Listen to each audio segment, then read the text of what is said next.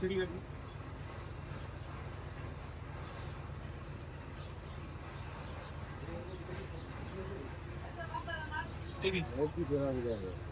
আলাইকুম, আমি ইঞ্জিনিয়ার সৈয়দ মোহাম্মদ মুফাসসাল। আশা করি আপনারা সকলেই ভালো আছে। তো আজকে আমাদের এই প্রজেক্টের বেজ ঢালাই হবে।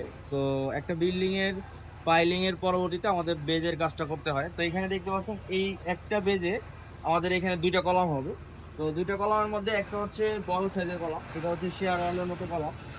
তো এই শেয়ার ওয়ালের মতো কলাম আর একটা হচ্ছে কলাম। তো দুইটা কলাম হবে এই একটা বেজে। তো এই বেসটার সাইজ হচ্ছে 15 ফিট বাই 10 ফিট মনে হয় না?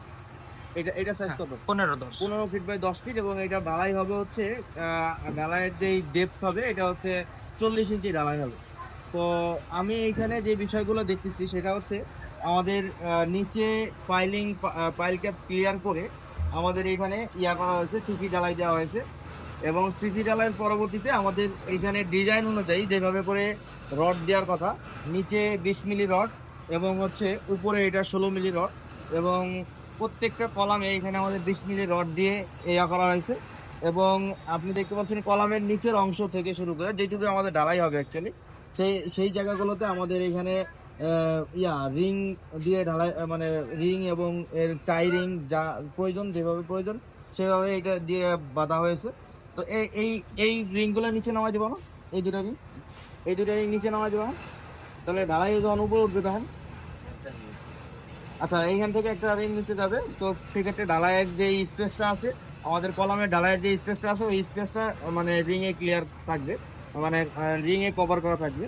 তো এইখানে যে বিষয়টা হলো, আমরা কাজ চেক করার সময় মানে ঢালাইয়ের সময় এখন এখানে আমাদের আগেও চেক করা হয়েছে, এখনও চেক করা হয়েছে। তো অনেক বড় কলাম, তো এখানে এই কলামটার সাইজ থাকো 40 সাইজ, 37 রিং 40 সাইজ। এটা হচ্ছে 40 সাইজের একটা কলাম। তো ক্লিয়ার কভার বাদে এটা রিং হবে হচ্ছে 37 ইঞ্চি। তো এত বড় একটা কলাম, এটা আমি সলভ করতে এসে দেখি যে ওই দিক থেকে প্রায় 10 মিলি পরিমাণ আমাদের নিচের দিকে চেপে গেছে, যেটা এখন হচ্ছে মানে রডটাকে মানে এই দিক থেকে চাপ দিয়ে এটাকে সোজা করা হচ্ছে। তো এই প্রবলেমগুলো যখন এই নিচ থেকেই হবে, তখনই আমাদের কাজের সময় এটাকে সমাধান করতে হবে।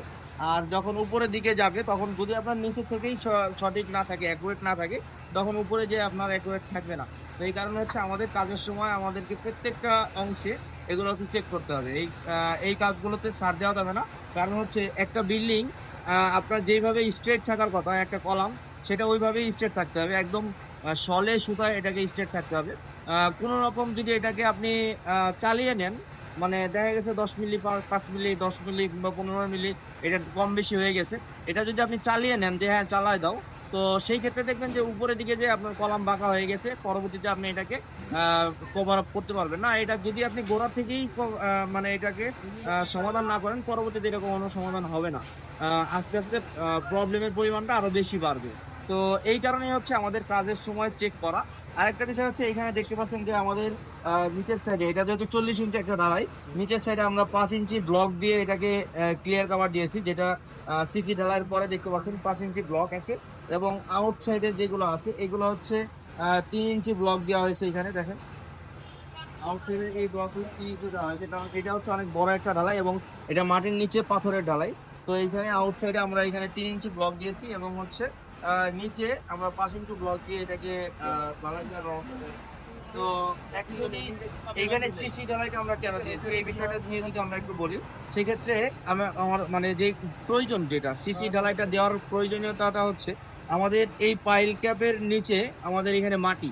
তো মাটির উপরে যখন আমি পাথরের ঢালাইটা দিব, তখন এই পাথরটা সরাসরি মাটির সাথে মানে অ্যাটাচড হয়ে যাবে। তো এইটা মাটির সাথে যে কোনো আপনার কনক্রিট যদি লাগে মাটির সাথে, সেটা আস্তে আস্তে এর বালু এবং সিমেন্টের কর্মক্ষমতা কমতে থাকে।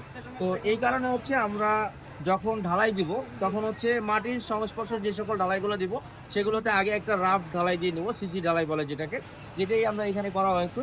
তো এর পরবর্তীতে আমরা মেইন ঢালাইটা দিব। তো মেইন ঢালাইটা দিলে সেই ক্ষেত্রে আমাদের এইখানে মানে ওই মানে যে আমাদের মাটির সংস্পর্শে আমাদের মেইন কনক্রিটটা সেফ থাকবে, মাটির সংস্পর্শে সরাসরি আসবে না, এবং কনক্রিটটা সেট থাকবে এবং এটার স্ট্যান্ডটা মানে এটা আমাদের যতদিনের জন্য ডিজাইন করা হয়েছে ততদিন পর্যন্ত এটা থাকবে এবং এর চেয়ে বেশি থাকবে। তো এতক্ষণ আমাদের সাথে থাকার জন্য অসংখ্য ধন্যবাদ। আমাদের এইখানে আজকে হচ্ছে 4টা বেজ এবং 4টা বেজের 5টা কলামের ঢালাই হয়ে যাবে। এখানে দেখতে পাচ্ছেন এইদিকে আরো 3টা কলাম এবং এইখানে 2টা কলাম। এই 5টা কলামের ঢালাইয়ের জন্য অলরেডি এখানে লোক চলে আসছে। প্রায় এখানে 20 জন লোক এখানে ঢালাই দিবে। আর এটা এই ঢালাইয়ের যে কাস্টিং এরিয়াটা আছে এটা এটার মানে আমাদের কাস্টিংটা হবে হচ্ছে প্রায় 1000 সিএফসির মতো একটা ঢালাই এখানে আজকে হবে। আর ঢালাইয়ের যে রেশিও এটা হচ্ছে 1:1.5:3 এই রেশিওতে আমাদের এখানে আজকে বেজের ঢালাইটা হবে। তো এতক্ষণ আমাদের সাথে থাকার জন্য অসংখ্য ধন্যবাদ। আসসালামু আলাইকুম।